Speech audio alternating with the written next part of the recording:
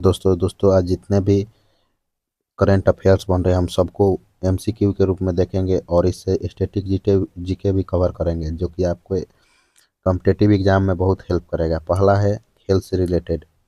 पहली बात तो इसमें हम लोग टॉपिक वाइज करेंगे, ठीक है। जितने भी टॉपिक बनेंगे उससे वाइज करेंगे, अंतर्राष्ट्रीय संबंध दिवस ये सब। पहला है, भारत ने महिला वनडे वर्ल्ड कप 2025 किसे हरा कर जीता। ये है दक्षिण अफ्रीका। अब देखिए इससे जुड़े जितने भी हमको न्यूज है उसको जान लेना है। भारत ने फाइनल मैच में कितने रनों से जीता? 52 रन से जीता। महिला वर्ल्ड कप 2025 का फाइनल मैच कहाँ पे हुआ था? अगर पूछ दे कि जो महिलाओं ने मैच खेला कहाँ पे हुआ था, तो नई मुंबई में हुआ था। ये किस स्टेडियम में खेला गया था? तो डिवाइस पाटिल स्टेडियम, ये भी याद रखना है आपको। अगला देखिए, महिला वर्ल्ड कप 2025 का आयोजन किन दो देशों ने किया था? तो किन दो देशों ने किया था? भारत और श्रीलंका ने किया था। यह टूर्नामेंट कब आयोजित किया? ये टूर्नामेंट जो आयोजित 30 सितंबर से लेकर 2 नवंबर, यानी 2 नवंबर तक के चला। फाइनल 2 नवंबर का था। टूर्नामेंट में कुल कितने टीमें शामिल थी? टोटल थी 10 टीमें शामिल। यह कौन सा संस्करण था? यह 13वां संस्करण था। यह भी पूछ सकता है कि जो महिलाओं ने वर्ल्ड कप जीता है कौन सा संस्करण था? तो 13वां था। इससे पहले भारत तो महिला वर्ल्ड कप फाइनल के में कब हार कर चुका था? यानी इससे पहले भी महिलाएं ने गए थे लेकिन उसमें हार गए थे। पहला 2005 में और 2017 में, यानी भारत महिलाओं ने हार गया था लेकिन यहाँ पे जीत गए। भारत की महिला क्रिकेट टीम की कप्तान कौन थी? हरमनप्रीत कौर। नेक्स्ट है, भारत ने फाइनल में कितने रन बनाए थे? यानी टोटल 298 रन बनाए थे। दक्षिण अफ्रीका की टीम कितने रन पर ऑल आउट हो गई? 246 रन पर ऑल आउट हो गई। महिला वनडे वर्ल्ड कप की शुरुआत कब की गई थी? यानी कि जो ये महिलाओं का वर्ल्ड कप है कब शुरुआत किया गया था? 1973 में पहली बार खेला गया था। इसका पहली बार भारत में इसमें कब शामिल हुआ? यानी 1973 में स्टार्टिंग हो गया था लेकिन भारत में उस टाइम में शामिल नहीं हुआ था। तो ये भारत जाकर इसमें शामिल कब हुआ, कब खेला? 1978 में। आगे देखिए, हम लोग देखेंगे यहाँ पे है, महिला वर्ल्ड कप 2025 के प्लेयर ऑफ द मैच यानी मैन ऑफ द जो मैच है कौन बनी है? शेफाली वर्मा। ये भी याद रखना है। शेफाली वर्मा ने कितने गेंदों में कितने रन बनाए? उन्होंने 78 गेंदों में 87 रन बनाए हैं शेफाली वर्मा। शेफाली वर्मा ने कितने विकेट लिए हैं? ये 2 विकेट भी लिए हैं और 87 रन भी बनाए, इसलिए ये लोग प्लेयर ऑफ द मैच यानी मैन ऑफ द मैच बने हैं। महिला world cup 2025 player of the tournament कौन बनी है? दीप्ति शर्मा। दीप दीप्ति शर्मा ने पूरे टूर्नामेंट में कितने रन बनाए? ये टोटल बनाए हैं 215 रन। इसमें मैच में बनाए। दीप्ति शर्मा ने कितने विकेट लिए? 22 विकेट लिए, यानी अभी तक मैच में जो भी खेला गया है। नेक्स्ट है, world cup women world cup से कितने डॉलर का राजस्व प्राप्त हुआ? यानी ये जो खेला गया इससे 500 मिलियन डॉलर का राजस्व प्राप्त किया गया। महिला क्रिकेट मार्केट की संभावित वैल्यू कितनी बताई गई है? यानी कि ये जा सकता है 1 बिलियन डॉलर तक जा सकता है, बताया जा रहा है कि आने वाले समय में।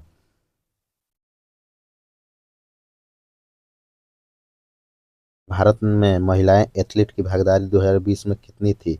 10%। और 2025 में कितनी हो गई? 25%, जो कि दिखा रहा है कि महिलाएं भी अब खेल में भाग ले रही हैं अच्छी तरह से। नेक्स्ट है, महिला खेलों को बढ़ावा देने के लिए प्रवेश योजना कौन सी है? खेलो इंडिया स्कीम। इसको याद रखना कि महिलाओं के लिए या अन्य आदमियों को खेलने के लिए कौन सी खेलो इंडिया जो है ना, इसमें बहुत बढ़ावा मिल रहा है। खिलाड़ियों की मदद के लिए कौन सी स्कीम चल रही है? Target Olympic podium scheme. ये भी पॉइंट याद रखना है। नेक्स्ट है, महिला क्रिकेट में समान मैच फीस कब लागू हुआ? यानी कोई भी अगर किसी के सामान को हानि पहुंचाता है तो कब लागू हुआ? हाल के वर्षों में बीसीसीआई के, यानी इसी वर्षों के आसपास इसको लागू कर दिया गया है। अब यहाँ पर देख सकते हैं जो महिला वर्ल्ड कप है इसमें विजेता देशों की सूची कौन सी है। देखिए 1973 में इंग्लैंड जीता, ठीक है। फिर 1978 में, 82 में, 88 में किस देश ने जीता? ये भी ऑस्ट्रेलिया ने जीता। 1993 में विजेता फिर इंग्लैंड बना। 1997 में ऑस्ट्रेलिया बना। 2000 में विजेता कौन बना? न्यूजीलैंड बना, यानी 2007 में विजेता न्यूजीलैंड बना। फिर 2005 में विजेता ऑस्ट्रेलिया बना, जो कि भारत इसमें हारा था। 2009 में विजेता कौन बना? इंग्लैंड बना। 2013 में ऑस्ट्रेलिया बना। फिर 2017 में इंग्लैंड। 2022 में विजेता ऑस्ट्रेलिया। 2025 में भारत। यानी कि ऑस्ट्रेलिया जो है ना बहुत बार जीता है, ठीक है। और इंडिया भी अब इस लिस्ट में पहली बार अपना इसमें जीत हासिल किया है। अब यह देख लेते हैं अन्य खेल समाचार, यानी इससे जितने भी खेल से अन्य समाचार बने हैं, यानी उसको भी देख लेते हैं। किस देश के क्रिकेट केन विलियमसन ने T20 से संन्यास लिया है? देख लीजिए कौन? न्यूजीलैंड। केन विलियमसन ने आखिरी T20 कब खेला था? 2024 T20 वर्ल्ड कप। इसके इससे लास्ट इनका था। रोहन बोपन्ना ने किस खेल से संन्यास लिया है? टेनिस से। ये भी पॉइंट याद रखना है, रोहन बोपन्ना ने टेनिस से संन्यास ले लिए हैं। कितने ग्रेड स्लैम जीते हैं? 2। उन्होंने 2024 में कौन सा ग्रैंड जीते? Australia open doubles. यानी रोहन बोपन्ना ने 2024 में ऑस्ट्रेलिया ओपन डबल्स जिसको जीता है। पहले कौन सा स्लैम जीते थे? 2017 में फ्रेंच ओपन मिक्स डबल जीते थे। पॉइंट यार। भारत के 9वें ग्रैंड मास्टर कौन बने हैं? इलम पारी। 90वें जो ग्रैंड मास्टर हैं कौन बने हैं? इलम पारी बने हैं। इलम पारी का उम्र कितनी है? 16 बरस है। अब देख लीजिए कितना छोटा उम्र है। भारत के पहले ग्रैंड मास्टर कौन थे? विश्वनाथ आनंद। ये भी पूछ सकता है कि भारत के पहले ग्रैंड मास्टर कौन थे? विश्वनाथ। FIDE संगठन किस सेल से जुड़ा हुआ है? शतरंज यानी चेस से जुड़ा हुआ है। ये बहुत इंपॉर्टेंट क्वेश्चन बन रहा है। ग्रैंड मास्टर की न्यूनतम रेटिंग कितनी होनी चाहिए? 2500 से या इससे अधिक, तब आप ग्रैंड मास्टर कहला सकते हैं। अब यहाँ पे आ सकते हैं।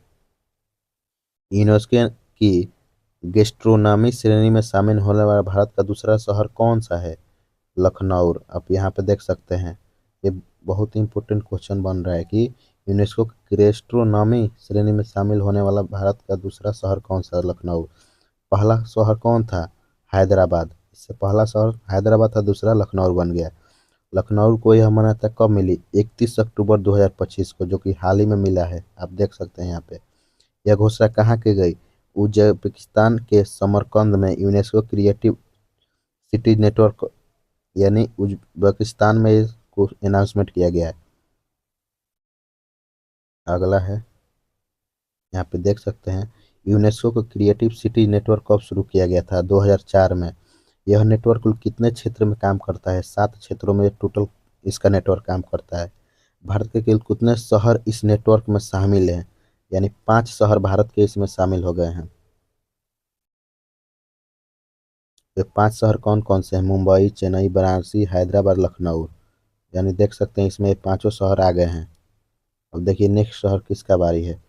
मुंबई किस क्षेत्र में शामिल है? फिल्म में। फिल्म में इसको ग्रैंड मास्टर, मतलब इसको बहुत देखा गया है कि भारत में फिल्म का अगर कोई वो बड़ा है तो वहाँ पे। चेन्नई किस क्षेत्र में शामिल हुआ है? संगीत में। चेन्नई को संगीत में। बनारसी किस क्षेत्र में? हस्तलिपित में, यानी क्राफ्ट में, यहाँ हाथों से चीज़ें बहुत ज़्यादा बनती है। लखनऊ किस क्षेत्र में शामिल हुआ? पाक कला में। यानी पाक कला में कहने का मतलब ना, यहाँ पकी हुई कलाएं, यानी उसमें ये इसको शामिल कर लिया गया है। लखनऊ की कौन सी व्यंजन शैली प्रसिद्ध है? कबाब, बिरयानी, टुंडे कबाब। ये बहुत प्रसिद्ध है वहाँ का, लखनऊ में। दुनिया का सबसे बड़ा म्यूजियम किस देश में खुला है? मिस्र में। आप देख सकते हैं दुनिया का सबसे बड़ा म्यूजियम है ये। म्यूजियम का नाम क्या है? ग्रैंड इजिप्टियन म्यूजियम, यानी जेम इसका नाम रखा गया है। यह म्यूजियम कहाँ स्थित है? ये म्यूजियम कहाँ है? गीजा के पिरामिड के पास। जो गीजा का पिरामिड है ना, वहीं पर इसको इसमें बनाने में कितना लागत आई है? $1 करोड़ इसको बनाने में कुल खर्चा आया है। मिस्र के राष्ट्रपति कौन है? अब्देल फतह अल सीसी। ये भी याद रखिएगा। इसमें तुननखामेन की कब्र कितनी पुरानी है? 3000 वर्ष पुरानी है। तुननखामेन की कब्र किसने खोजी थी? हावर्ड कार्टर ने खोजी थी। कब खोजी थी? 1922 में खोजी थी। अब यहाँ पे बात, 1922 में भी मोहनजोदारो का भी खोज हुआ था, और 1921 में हड़प्पा का। यह भी पॉइंट याद रखना है। तुनन खामेन कितनी उम्र में राजा बने थे? 9 वर्ष की आयु में राजा बन गया था। अब ये देख लीजिए, तुनतन खामेन की मृत्यु कब हुई? 18 वर्ष की आयु में मर गए, 9 वर्ष में राजा बन गए, यानी 9 साल राजा रहा। मिस्र की राजधानी कहाँ है? काहिरा। मिस्र की मुद्रा क्या है? मिस्री पाउंड, इजिप्टियन पाउंड। मिस्र के पड़ोसी देश कौन है? लीबिया, इजराइल, गाजा, फिलिस्तीन। ये सभी इसके क्या हैं? देश हैं, पड़ोसी जो देश हैं। अब आ जाएंगे भारत से संबंधित सामान्य प्रश्न जो कि न्यूज में है। 1 नवंबर को किन राज्यों की स्थापना दिवस मनाया जाता है? पहला है कर्नाटक, केरल, मध्य प्रदेश, छत्तीसगढ़, हरियाणा। इनका क्या मनाया जाता है स्थापना दिवस? कर्नाटक का गठन कब हुआ था? 1 नवंबर 1956 में। केरल का 1 नवंबर 1956 में। सभी का क्या हुआ? 1956 में ही हुआ था। इसका याद रखिएगा। हरियाणा का कब हुआ था? 1 नवंबर 1966 में। और छत्तीसगढ़ का 1 नवंबर 2000 का। ये दो को पॉइंट याद रखिए, क्योंकि सबका 1 नवंबर आ रहा है, लेकिन आपको हरियाणा का और सबका 56 आ रहा है। ठीक है, लेकिन इन दोनों में चेंजिंग आ रहा है। अब यहाँ देख लेंगे सामाजिक और आर्थिक प्रश्न, यानी समाज से जुड़ा हुआ। अत्यधिक गरीबी से मुक्त होने की घोषणा करने वाला पहला राज्य कौन बना है? केरल। यानी सबसे, माने कि यहाँ पे जीरो पॉवर्टी हो गया है, यानी सबसे जो गरीबी था वो खत्म हो गया है। यहाँ पे है लोग गरीब, लेकिन उतना नहीं है जितना पहले थे। केरल के मुख्यमंत्री कौन है? पिनाराई विजयम। केरल में यह घोषणा कब की गई? 1 नवंबर 2025 को। अत्यधिक गरीबी उन्मूलन परियोजना EPF कब शुरू हुआ था? 2021 में। परियोजना के तहत कितने परिवारों की पहचान की गई है? 646 परिवारों का। इसमें कितना निवेश किया गया है? लगभग 1000 करोड़ का निवेश किया गया है। विश्व बैंक के अनुसार अत्यधिक गरीबी की नई सीमा क्या है? $3 प्रतिदिन। यानी 3 अमेरिकी प्रतिदिन डॉलर आप कमा रहे हैं ना, तो आप अत्यधिक गरीबी से ऊपर आ गए हैं। यानी कहने का मतलब क्या हो गया? 83 का 3 यानी 8 3 का 24, यानी 300-400 रुपया कमा रहे हैं आप रोज का रोज, तब आप क्या हो सकते हैं? इससे ऊपर आ गए हैं। पहले सीमा कितनी थी? तो 2.15 थी, अब कितनी कर दी गई? $3। ये सब देखना है पॉइंट। भारत में कितने लोग 11 वर्ष से अत्यधिक गरीबी से बाहर निकले हैं? 26.9 करोड़ लोग 11 वर्षों में अत्यधिक गरीबी से बाहर आ गए हैं। अब यहाँ पे दिवस एवं व्यक्तित्व आएगा, ठीक है, जो कि जुड़ा हुआ है। विश्व शाकाहारी दिवस कब मनाया जाता है? 1 नवंबर को। ठीक है, यह दिवस कब से मनाया जा रहा है? 1977 से इसको क्या किया जा रहा है? मनाया जा रहा है। किस संगठन ने इस दिवस को शुरू किया था? अमेरिकन वेजिटेरियन सोसाइटी ने। दुनिया के कितने प्रतिशत आबादी है? यानी कि लगभग 22% लोग क्या करते हैं? केवल शाकाहारी भोजन करते हैं। सरदार वल्लभ भाई पटेल की 150वीं जयंती कब मनाई गई? 30 अक्टूबर 2025 को इनकी जयंती मनाई गई। ठीक है, अब इस पर देखिए, इस अवसर पर 150 का विशेष सिक्का जारी किया गया ना, 150 रुपये का सिक्का जारी किया गया। तो पूछ देगा कि 150 रुपये का सिक्का किनके जयंती पर जारी किया गया है? प्रधानमंत्री के द्वारा सरदार वल्लभ भाई पटेल के। तो यह सिक्का के प्रचलन में आएगा क्या? यह सिक्का प्रचलन नहीं है, यह स्मारक सिक्का है। यानी कहने का मतलब कि यह सिक्का प्रचलन में नहीं आएगा, आपके हाथों में नहीं आएगा, यह स्मारक सिक्का है। यह कार्यक्रम कहाँ आयोजित हुआ? केवडिया, गुजरात में। यह भी याद रखना कि जो कार्यक्रम हुआ था केवडिया, गुजरात में हुआ था। कार्यक्रम में कितनी करोड़ की परियोजनाओं का उद्घाटन हुआ? लगभग 10 करोड़ का। अब यहाँ पर देखिए कि 10 करोड़ का वहाँ परियोजना का उद्घाटन भी किए नरेंद्र मोदी। अगला है, सरदार पटेल को किस उपाधि से जाना है? लौह पुरुष, यानी आयरन मैन ऑफ इंडिया। ये बहुत इंपॉर्टेंट क्वेश्चन है, पूछ चुका है प्रीवियस एग्जामों में। तो आज के लिए इतना भी, जितना भी क्वेश्चन बना था उसको हमने करा दिया। आप इसको क्रॉस चेक भी कर सकते हैं।